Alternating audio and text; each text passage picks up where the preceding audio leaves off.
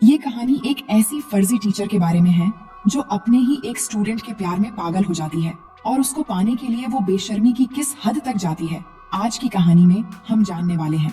तो कहानी की शुरुआत में हमें जेसन नाम के एक जवान लड़के को दिखाया जाता है जो एक स्टूडेंट होने के साथ साथ एक सोशल मीडिया पर्सनैलिटी भी है और फेसबुक पर उसके कई सारे फॉलोअर्स भी हैं क्योंकि सिंगिंग जेसन के पैशन होता है। इसके बाद हमें एक कैथलिक स्कूल को दिखाया जाता है जहां जेसन के पेरेंट्स समर वेकेशन के बाद जेसन और उसकी बहन जोई को स्कूल छोड़ने के लिए आए हैं। वही सारा नाम की एक लड़की को भी दिखाया जाता है जो जोई के रूममेट होती है और वो जेसन को लाइक करती है।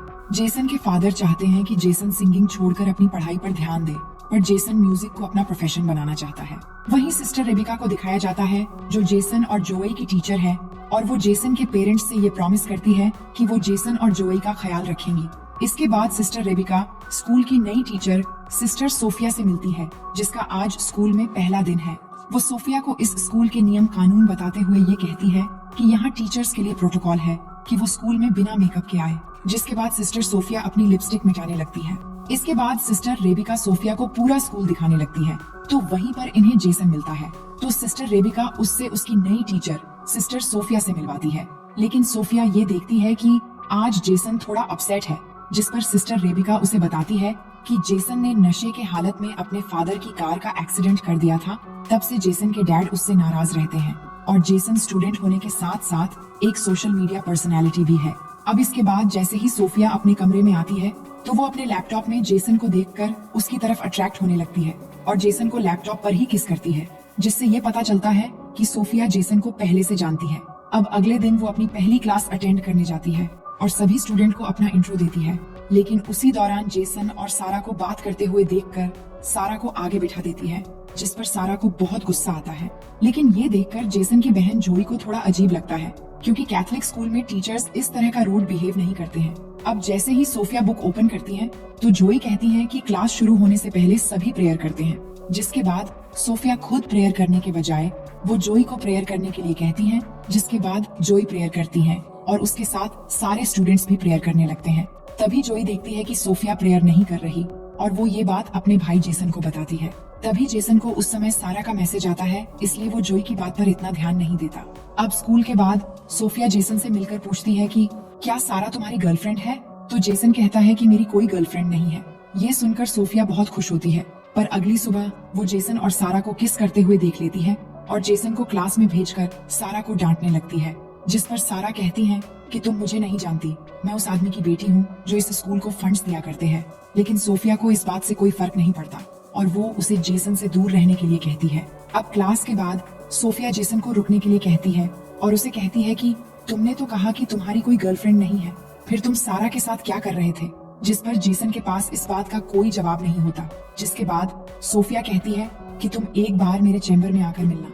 अब थोड़ी देर बाद जब जेसन सोफिया से मिलने के लिए जाता है तो वो देखता है कि सोफिया अपनी बॉडी को मॉइस्चराइज कर रही होती है। असल में सोफिया ने जानबूझकर अपने कमरे का दरवाजा खुला रखा था ताकि जेसन उसे ऐसी हालत में देखकर उसकी तरफ अट्रैक्ट हो जाए।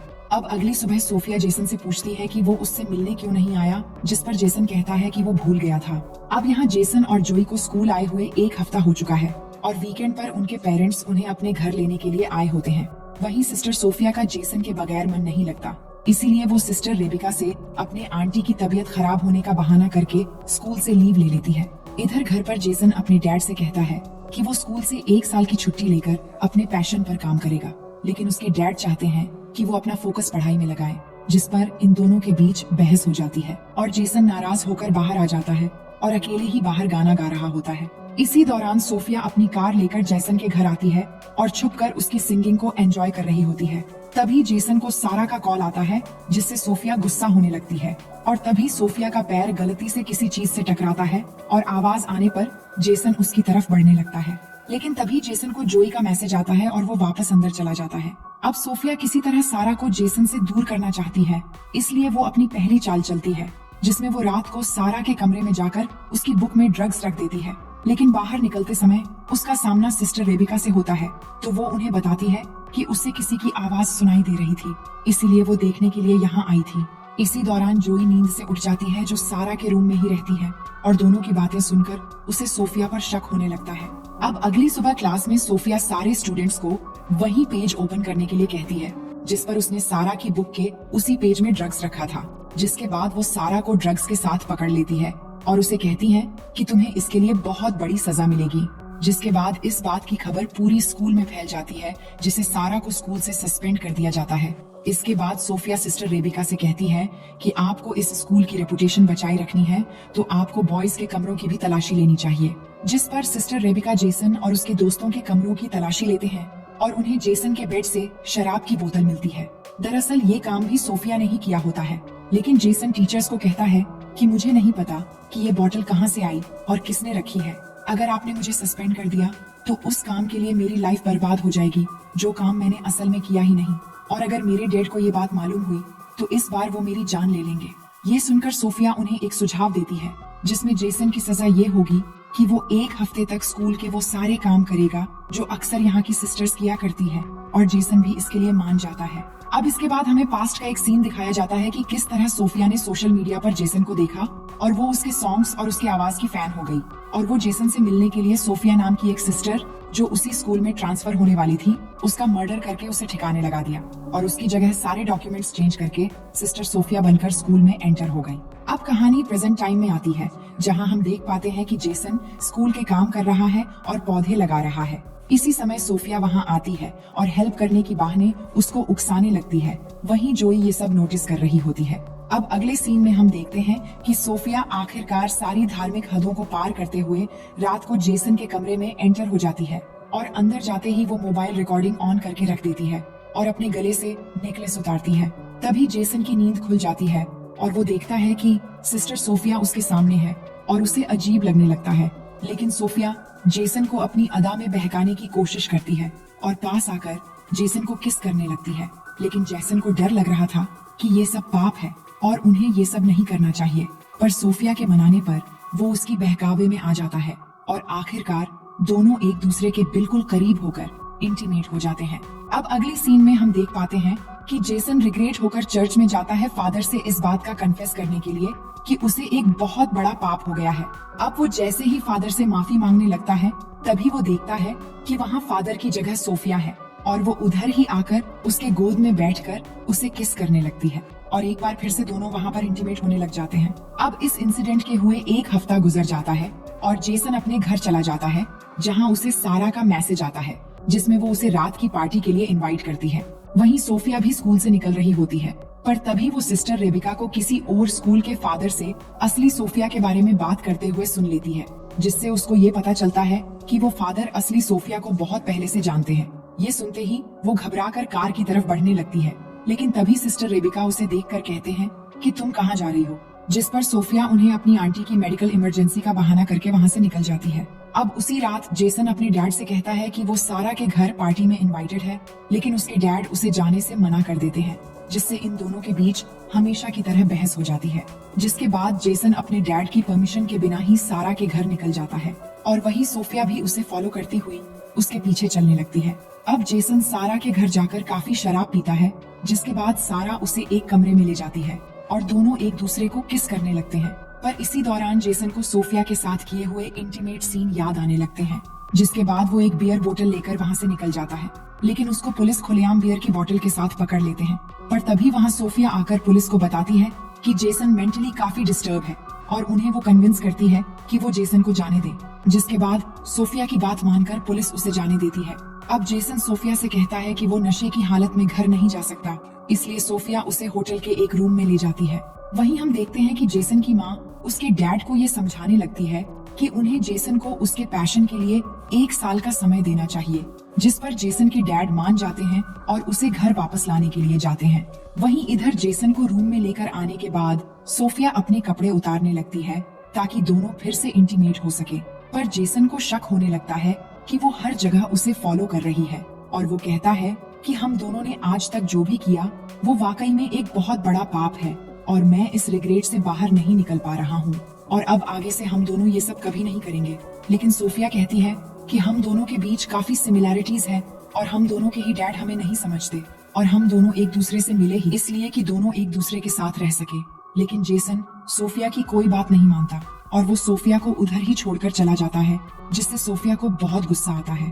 वहीं जेसन के फादर उसे ढूंढ लेते हैं और उसे कहते हैं कि उन्होंने कहीं न कहीं जेसन को फोर्स किया है और वो उसे सॉरी कहकर उसे एक मौका देने की बात करते हैं। अब अगले दिन सुबह जब जेसन और जोई दोनों स्कूल के लिए निकलते हैं तो सोफिया भी वहाँ होती है और वो उन्हें देखकर कार स्टार्ट करके जाने लगती है।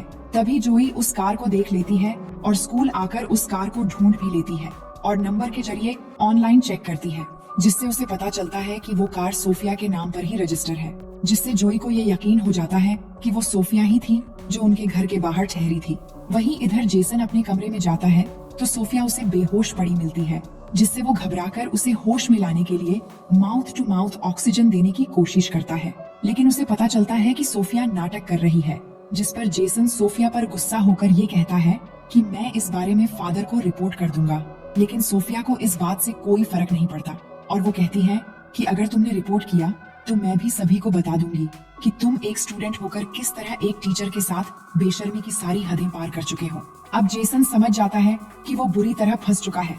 तभी उसे जोई फोन करके सोफिया के कार के बारे में बताती है, जिस पर जेसन उसे कहता है कि वो इस बारे में किसी को न बताए। अब आगे हम देखते हैं कि क्लास में प्रेयर के बाद सिस्टर रेबिका सारा को दोबारा वापस लेकर आई है, जिसे सोफिया को बहुत गुस्सा आता है और क्लास के बाहर सोफिया सिस्टर रेबिका को नियम समझाने लगती है कि किस तरह आप सारा को वापस स्कूल में परमिशन दे सकती हैं, जिस पर सिस्टर रेबिका कहती हैं कि तुम मुझे नियम कानून मत सिखाओ, मुझे पता है कि क्या करना चाहिए और क्या नहीं, और तुम पहले प्रेयर करना सीखो। अब एक तरफ सारा के वापस आने की खुशी में जेसन सिंगिंग कर रहा होता है, तो दूसरी तरफ सोफिया गुस्से में आकर एकदम साइको की तरह बिहेव करने लगती है। इसके बाद हम देखते हैं कि सारा जब नहा रही थी तो सोफिया वहाँ जाकर उसके सर दीवार पर मार मार के उसकी जान ले लेती है और फिर साबुन गिराकर इस मर्डर को एक नॉर्मल एक्सीडेंट की तरह दिखाने की कोशिश करती है। इसके बाद जब जोई नहाने के लिए जाती है तो वो सारा को मरी हुई देखकर चिल्लाने लगती है। इसके बाद सारा की बॉडी को पोस्टमार्टम के लिए ले जाया जाता है। इसी दौरान सारा की लाश देखकर जोई ये कह रही होती है कि इतने सालों में शावर लेते समय कभी भी ऐसा नहीं हुआ, यहाँ कुछ न कुछ तो गड़बड़ जरूर हुआ है। अब अगले दिन चर्च में प्रेयर करने के बाद जब सोफिया बाहर आती है तो जेसन सोफिया से कहता है कि जरूर तुमने कुछ किया होगा, जिस पर सोफिया कहती है कि पुलिस ने इसको एक एक्सीडेंट डिक्लेयर कर दिया है और वैसे भी यहाँ कोई गुनहगार नहीं है और सबसे बड़े गुनहगार तो तुम हो जिसने एक नन के साथ संभोग किया है। ये कहकर वो उसे वो MMS दिखाने लगती है जो उसने इंटीमेट होने के दौरान छुपाकर रिकॉर्ड किया था और वो कहती है कि अगर तुमने सारा के बारे में कुछ भी अपनी जबान से निकाला तो मैं ये MMS सोशल मीडिया पर वायरल कर दूंगी। अब अगले दिन सुबह जब सोफिया जेसन और जोई को घर जाते हुए देखती है तो इस बार वो सिस्टर रेबिका से अपने आंटी के डेथ का बहाना बनाकर वहाँ से निकल जाती है और उसी रात जेसन और उसकी फैमिली डिनर के लिए बाहर एक रेस्टोरेंट में जाते हैं, पर वहाँ वो देखते हैं कि सिस्टर सोफिया भी यहाँ आई हुई है। इसके बाद सोफिया जेसन के पेरेंट्स को अपना इंट्रो देती है, जिस पर उसके डैड उसे अपने साथ ज्वाइन होने के लिए कहते हैं, लेकिन जेसन नहीं चाहता कि वो यहाँ बैठे, पर उसके डैड सोफिया के बैठने का इंतजाम कर देते हैं और वो उनके साथ बैठ जाती है। लेकिन जेसन अनकंफर्टेबल होने लगता है और ये सब उसकी बहन जोई नोटिस कर रही होती है। वहीं सिस्टर रेबिका सोफिया के आंटी के डेथ पर फूल भेजने के लिए उस जगह का पता लगाने की कोशिश करती है, जिससे उन्हें ये मालूम होता है कि उधर किसी की भी डेथ नहीं हुई और ना ही वो सोफिया का एड्रेस है। इधर जोई के कहने पर जेसन अपनी बहन को सब कुछ बता देता है कि किस तरह वो धीरे धीरे सोफिया के जाल में फंस गया और सोफिया ने उनके इंटीमेट होने का एक MMS भी बना लिया है, इसलिए वो कुछ भी नहीं कर सकता। जिसके बाद दोनों मिलकर एक प्लान बनाते हैं कि वो नन असली सोफिया है या नहीं, इसकी सबूत तलाश करेंगे। अब अगले दिन हम देखते हैं कि सिस्टर रेबिका को रात के कॉल पर सोफिया पर शक हो चुका था, इसलिए वो सोफिया को अपने कमरे में बुलाकर ये कहती है कि जब से तुम आई हो कुछ न कुछ गड़बड़ होता ही जा रहा है और तुम्हारे आते ही मैंने अपने बेस्ट स्टूडेंट्स को सस्पेंड भी कर दिया और अब तुम्हारी आंटी की डेथ का झूठा खबर भी पकड़ा गया है। ये कहकर वो फादर से कंप्लेंट करने जाने ही वाली होती है, तभी सोफिया एक लैंप से मारकर सिस्टर रेबिका को घायल कर देती है। वहीं हम देखते हैं कि जेसन और जोई सोफिया के कमरे में पहुंच जाते हैं उसके खिलाफ सबूत ढूंढने के लिए, जहां जाकर उन्हें असली सोफिया का लैपटॉप मिल जाता है और साथ ही उस लड़की का लैपटॉप भी मिलता है जो सोफिया बनकर यहाँ आई हुई है, जिसका असली नाम लॉरा है। और वो देखते हैं कि उसने जेसन के कई सारे पिक्चर्स सेव करके रखी हुई है। ये देखकर वो दोनों समझ जाते हैं कि लॉरा पूरा प्लान बनाकर यहाँ आई है।